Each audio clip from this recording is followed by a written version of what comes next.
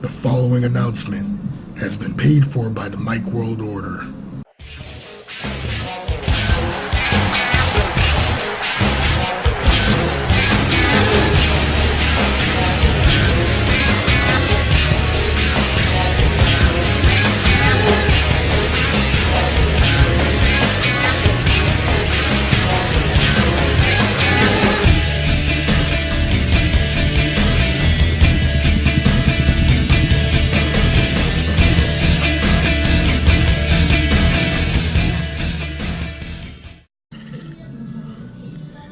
Welcome to the 5th episode of the Mike Cook Guys podcast, or as some of you would say since I've converted over, bienvenido al mundo del Mike Cook Guys podcast.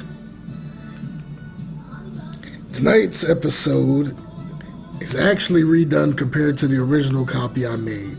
I ended up ditching it because a lot has happened since I did the original episode.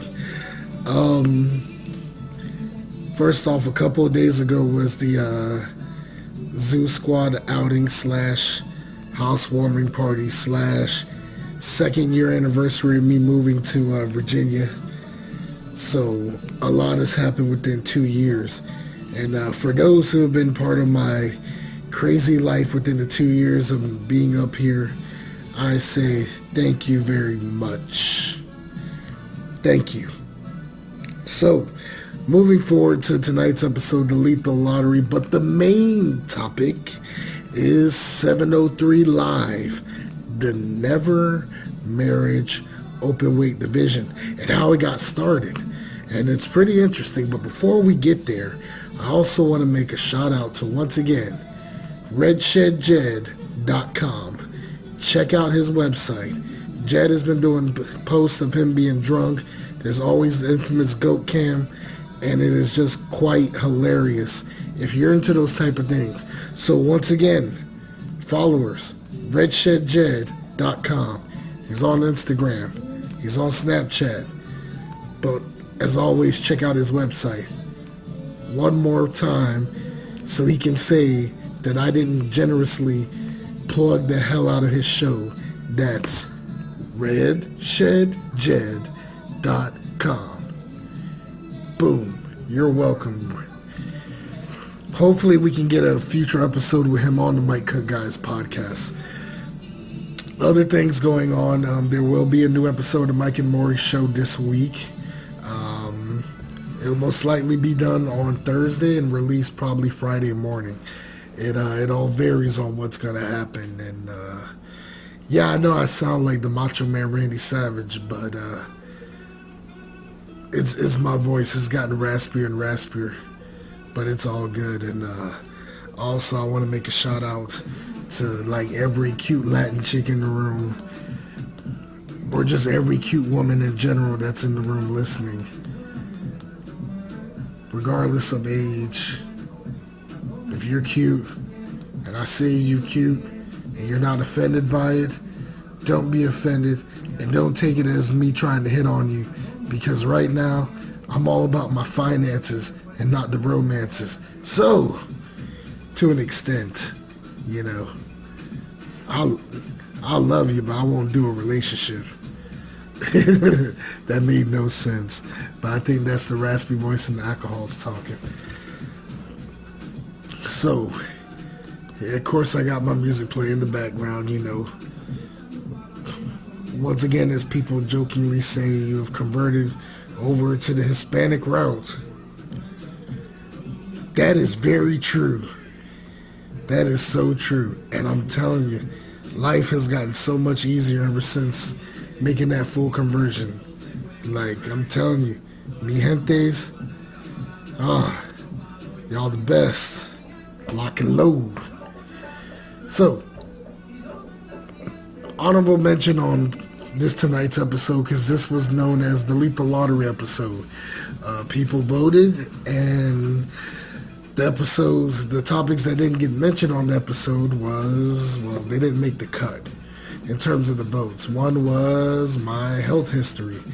You know, some people who know me a good chunk of time know I've went through crazy moments such as cancer cells, bad neck, not one but two car wrecks, and so much more. And that would have been a pretty long and depressing episode. So I can see why most of y'all didn't vote for that. The next one, which I'm surprised this didn't get the vote, crazy traveling stories. I mean, that would have been like the most perfect one. Because I could have been talking about crazy stuff like my very first weightlifting competition that I had to travel. That was crazy because it was most notoriously known for a pizza being found in the toilet. Now let's get one thing straight. It was me and these one guys that I was rooming with. They were twins. We originally got accused of it. One, it was in the girls' room. Two, all the pizza we had, we ate. It was gone. And three, you think a heavyweight like me is going to waste a slice? Throw it in the toilet? Come on. Get real. Y'all know good and well y'all had that one girl who was trying to make weight. She got fed up with making weight, and she rebelled. She rebelled. That's just my opinion. But, and there were other trips I've been on, like trips through Perlo and more weightlifting trips. Like, I don't know, I still might do that topic for an episode. It might be interesting, but I should have done an episode about what happened over this past weekend during the housewarming party. Which one of the things I want to point out, we were supposed to do a podcast episode too, but that's okay. If we do an episode, which we will in the future, it's going to be pretty hilarious because apparently I'm the reason why some of these Zeus Squad members are coming out of their shell. Don't point the finger at me. Each and every last one of y'all are grown-ass people. But if it means me looking good in the process, I will take full credit. Because, let's face it, Zeus Squad, we are the elite. The elite. Super kick party! Super kick! Okay, I was just kidding. I went a little too far. So anywho, on to our main topic, 703 Live. Now, this is not going to be an ongoing segment, but most people who know me, I'm a big wrestling fan, no shit. And this was actually reference to the WWE show 205 Live for their cruiserweight division. You gotta be under 205 pounds to be in the weight class. Whereas this division, 703 Live, the Never Marriage Openweight division, is pretty much people who are anti-relationship, anti-marriage, anti-this, but will still go on dates to see who would try and change their minds, change their outlook. And it's not working. It's not working at all. Like right now, I'm in my second reign with going on 9 title defenses. That means I've been on 9 dates that did not work out because I just wasn't interested. It made me not want to go on a second date. So pretty much, it keeps going until you get in a relationship. Now, last year I was champion up until April. And then that belt was vacated. But it's back now. After winning it in a decision match. But yeah, it was just crazy. But anywho, what gave the idea from the beginning? What started the beginning was 2 years ago. I produced this traveling journal called Mike Cook's Southern Navigation, sponsored by Pro Wrestling Rod, which most people know Jesse Rodriguez, aka J Rod. Find him on Instagram at J Rod Numero Uno. We would have like the inside joke, and the inside joke was the Never Openweight Championship that's used in New Japan. We used to have inside jokes saying that was mainly for the guys who will never be IWGP Heavyweight Champion, and with the exception of one champion, that theory has been pretty accurate. Yeah. So we ended up joking because I was talking about I never want to be in a relationship, this or that. I'm like, I got goals in life and no morals and these type of things, which, by the way, that theory has come back. And this time I'm lockjawed on it. But he was like, yo, that's it. And I was like, what do you mean? He said, we can make a championship out of this. And I was like, what are you talking about? He said, the Never Marriage Openweight title. So that theory has been like passed on, and what started out as an inside joke is now like a legit reference. Like, my championship belts, even though they're both Intercontinental title replicas, I refer to them as the Never Marriage Openweight double titles because of that. And it's crazy because you got members of like the Zoo Squad that they keep trying to marry me off. We're still trying, or they keep saying, oh, go do it. Try this, talk this. I think she likes you. And I'm looking at them like, I think you're full of it. So, but I'm just saying that because I'm in denial of not wanting it, even though people are like, you do want it. You know you want it. I don't know what I want anymore other than better paychecks and nights where I can like sleep through the night without having nightmares. Because once again, I'm losing sleep having these nightmares of getting married. It's quite scary, and I've been doing fine until the past couple of weeks. Shit's been coming back, and everybody's like, "It's coming back, man. It's gotta actually happen. You're gonna find that one female who's gonna be the one, and she's most likely gonna be a Latina." Not sure about that. Definitely not sure.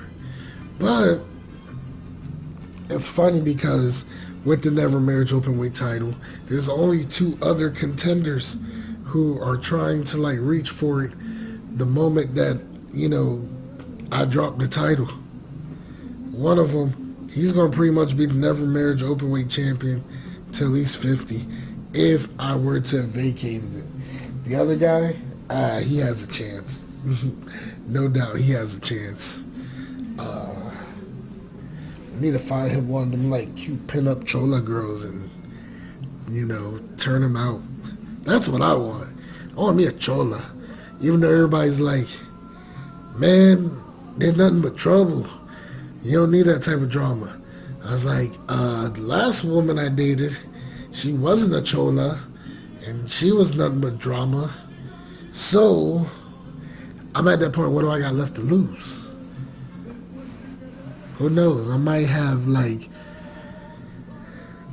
a chola pinup night at the next outing. Have everybody dress up like them. And then I dress up like some, cholo. I got the clothes to do it, too. The high socks, the dickies, the whole nine, Orale vato. But yeah, ever since then, the Never Marriage Openweight title has been like synonymous with hidden references, people that pay attention to YouTube, Snapchat. It's quite hilarious, even though most people think it's pretty lame. I think it's pretty cool because it's something that I created. And when you have something, created, of course, you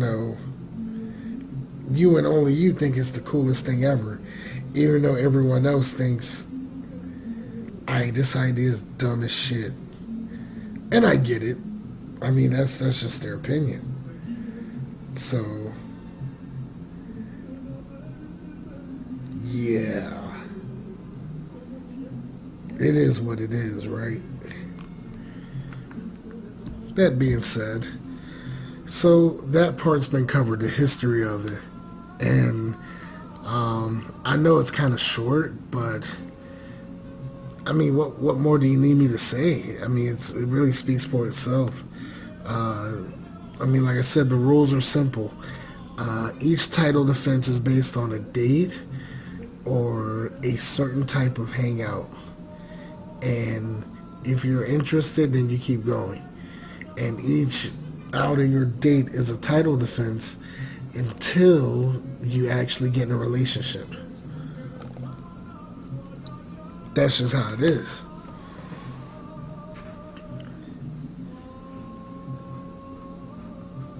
Moving forward, I got to give full details about what happened over the weekend. But I'm not going to mention the whole story. I'm going to mention it in bits and pieces just to be funny. Um, so, I had this outing with the Zoo Squad, and, you know, it was, pretty much the plan was have a group of pretty much everybody there at the apartment, cook a bunch of dishes, everybody bring their own, everybody just have, a good time, talk, drink, joke, watch movies, and all that. I was quite surprised that one person didn't make it. They mentioned their reasons. I mean, it was a couple hours before, the actual thing. My thing is, and this is just me, I'm not holding any grudges or any rapture towards it. I get it. But if you knew this was going on, you should have said something ahead of time rather than lead everybody on. To me, that's a big no-no. And I don't play that. Because I tell people, if you're going to play games, you go to the store and buy a set. Because I ain't playing them. Also, another person who went. Now, I know originally that person didn't want to go. And I found out their reasons. So during the same time I got humbled about my car situation, it gave me a different outlook. It pretty much shed some light on, hey, you need to act different because life just humbled the shit out of you just then. So it's giving you a second chance in that area. And let's face it, I've gotten tons of second chances, it's not even funny. This was no different. So, she ended up showing up and brought her kids, and it was a good time. And I even converted her kid into watching pro wrestling. So now I got a little wrestling buddy I can watch wrestling with and take to the shows. Like, whether it's independent or live shows. So that's kind of a cool thing, That's awesome. But, yeah. I was surprised that when she showed up, she outlasted everyone with the exception of one other person who was not in a normal state at the time, which we'll get to later. And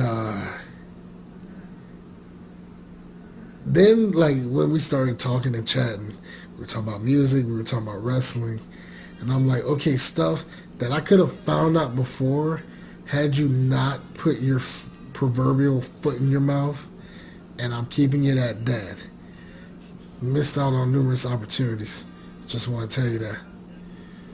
Only because I took something the wrong way because I'm an easily defensive person. So, my apologies for that. And it's not often you'll hear me say that. So, little sister came with her husband. The BFF came with her husband. That was awesome because little sis made some banging ass papaya salad. And, the BFF came with some shrimp ceviche, which, oh my God, I am still talking about it to this day. I even called my mom and told her how awesome it was. Like, it was perfect.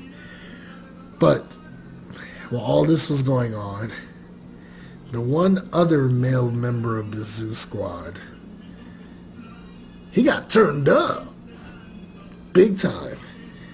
Like, dude was just like, he decided to party early.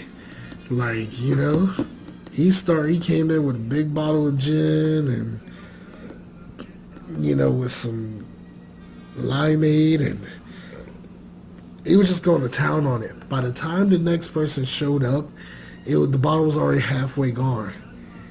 And for the next few hours, he blacked out and didn't even know it, the stuff that was going on. But I will say this, it is funny as hell watching wrestling with the guy, because when he's tipsy and he did his commentary, I lost all hope for humanity. I was laughing off my ass about it because he was that hilarious, and which didn't surprise me because a month ago during a Zoo Squad outing we watched basketball, and just the stuff he was saying while watching basketball was too funny. So for those who got Snapchat, I'm sure y'all saw the video. I might post it on Instagram soon. But, man, the dude was in Global Food, talking shit, talking loud, talking shit, throwing my business out in the air. I'm like, dude, don't do that. And asking, like, numerous questions of past conversations, and I mean, he was talking about everything, family problems, everything. But once we got back to the apartment, he still don't remember. I mean, he's still going. Like, the lights were on, but nobody was home. The dude even, like, made this one drink where it was the vodka, the gin, the cranberry juice, and the limeade. He stirred that shit up, started drinking it. Now, mind you, he spilled some of it on the carpet. But after he drank that, he was pretty much on the floor the rest of the evening. He was like literally just like stretched out like, I'm done. And we looked at him like, yeah, he's done. I'm taking his keys. So, you know, everybody's still doing their own thing. They're still drinking. They're still eating. You know, a few of the squad members, they're playing Uno off their phone because a certain somebody who was supposed to show up with Uno cards didn't show up with the Uno cards. Matter of fact, they didn't show up at all, but we forgive you because, let's face it, you don't know any better. So, what made it so hilarious, all this is going on. We even at one point, everybody's like chilling watching wrestling because the youngest one was watching wrestling and he was just glued to it. And I'm sitting in the background like, yes, I created my own. I got my own little wrestling buddy. This is so perfect, you know? So, while that was going on, dude's still on the floor passed out. So, originally I came up with the idea of saying, hey, let's put some makeup on him. And then at the last minute, I was like, man, I can't do it. I'm not good at putting on makeup, especially not good at putting it on somebody else. So, the BFF was like, I'll do it.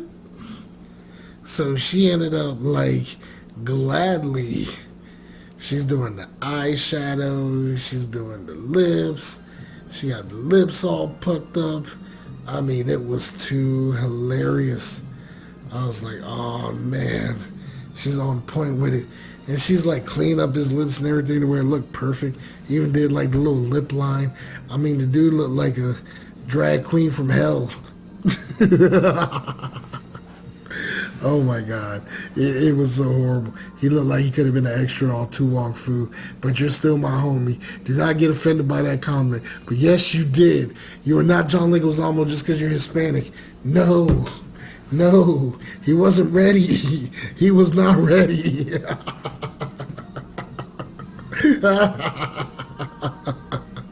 Oh my gosh, I'm still laughing because of the video that was posted as it was going on, because the dude is like rolling over and he's like got his arms reached out like a kid, and I'm like, this is so hilarious. I'm literally on the floor laughing for like 10 straight minutes. I think I had abs for a moment because it was that funny.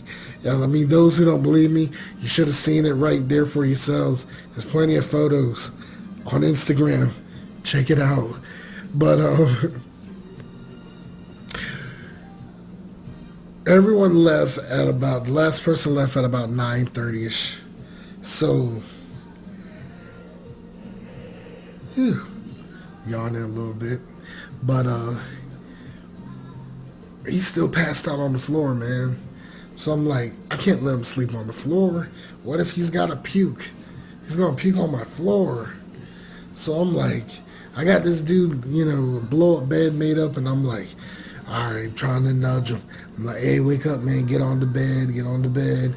He's still laying there like, So I had to pull off a Daisuke Sekimoto, hunch over him, wrap my arms around him, pause, and deadlifted him off the ground just to get him up in the air. And all you hear is, ooh, I'm flying.